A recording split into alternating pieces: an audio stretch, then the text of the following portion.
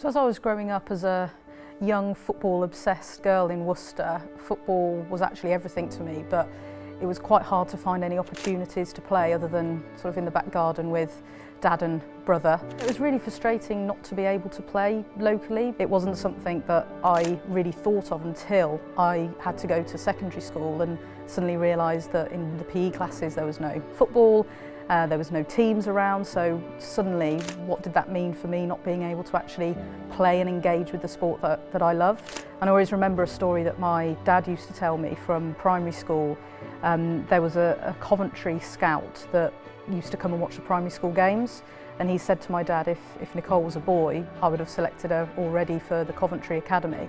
And when my dad told me that, probably when I was about 14, 15, that was another realisation that actually this is really not fair.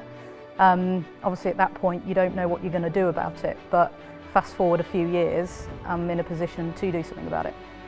So the opportunity to take over my own club at Worcester City came about really after a lot of research and thinking from my part, but also conversations with Worcester City and the club that existed at the time, which was Worcester City Ladies. As I started looking at how much the game within the city had changed, not a huge amount had from 20 years prior when I was growing up. So actually it was about how can we support women's football in this city that had so much potential. I started having conversations with the club about taking over the women's section, creating it into a limited company and really putting the emphasis on women and girls, and obviously with my background and my experience and my dedication, that was something that they were really happy to support.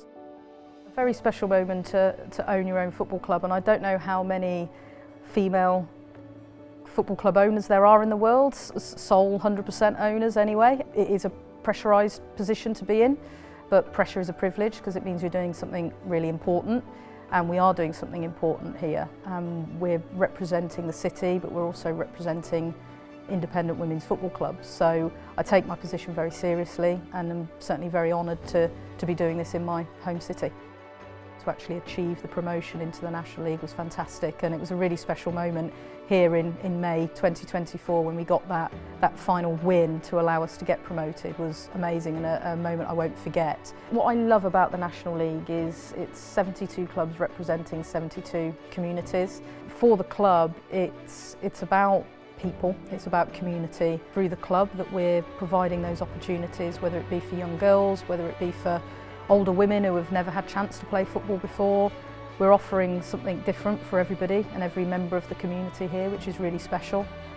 The reality of being a female football club owner is that it's quite often you walk into a room and not many people understand what your role is. A woman can own a football club. Football clubs can be independently ran just for women.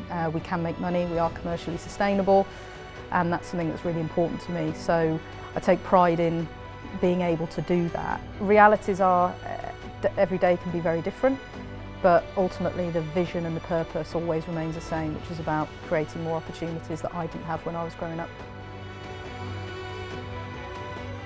I hope that as an independent women's football club we can be a blueprint for how to create a sustainable football club dedicated to women and girls.